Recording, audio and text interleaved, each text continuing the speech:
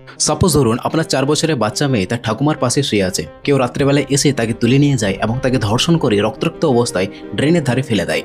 শুনে গা শিউরে উঠছে, তাই না? একজন 4 বছরের শিশুকে এইভাবে নৃশংস কাজ কোনো মানুষ করতে পারে? আদতে এমনটাই ঘটেছে তারকেশ্বরে। 4 বছরের বাচ্চা মেয়ে তার ঠাকুমার সাথে ঘুমাচ্ছিল এবং ধর্ষকেরা মশারি কেটে বাচ্চাটিকে তুলে নিয়ে যায় গত শুক্রবার রাতে। এবং অনেক খোঁজাখুঁজির পর শনিবার বিকেলে তাকে খুঁজে পাওয়া যায় একটি ড্রেনের ধারে। তার গায়ে দাগের আঁচড় এবং রক্তাক্ত অবস্থায় শুয়ে আছে। আপনি ভাবুন দৃশ্যটা কতটা ভয়াবহ এবং ভয়ঙ্কর।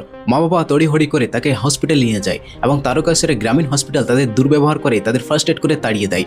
তারপর পুলিশের কাছে যায়, পুলিশের কাছে সেম টু সেম তাদের তাড়িয়ে দেয় এবং ঘটনাটি চাপা দেওয়ার চেষ্টা করে। এছাড়াও বিভিন্ন ধরনের নাটক তাদের। আজ আমাদের পুরো বাংলাতে একজন বাচ্চা শিশু থেকে কিশোরী থেকে যুবতী থেকে বৃদ্ধ অবধি কেউ সুরক্ষিত নয়।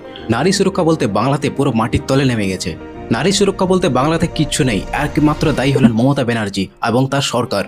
ওনার পার্টির লোক যেভাবে দোষীদের এবং ধর্ষকদের সাপোর্ট করে এবং তাদের গুণগান করে এবং তার পুলিশেরা যেভাবে তার প্রমাণ লুকিয়ে দেয়, আর যেভাবে তিনি ধর্ষিতাদের উপরন্ত দায়ী করে, যেভাবে উনি বলেন যে রাত 8টার পর মেয়েদের বাইরে বেরোনো মানা, আর ঠিক এইভাবেই ধর্ষকেরা সাহস পায় এবং তারা জানে যে আমাদের পাশে মমতা আছে, আমাদের কিছুই হবে না। মমতা ব্যানার্জি, আপনিও শুনে রাখুন, আপনিও একজন নারী এবং বাংলাতে যত ধর্ষণ নারী আছে তাদের রক্তের দাগ আপনার হাতে লেগে আছে। সো ফ্রেন্ডস, এই ছিল আজকের ভিডিওটি ভালো লাগলে অবশ্যই লাইক করবেন, সাবস্ক্রাইব করবেন। দেখা হচ্ছে নেক্সট ভিডিওতে। ততক্ষণ পর্যন্ত ভালো থাকবেন, সুস্থ থাকবেন।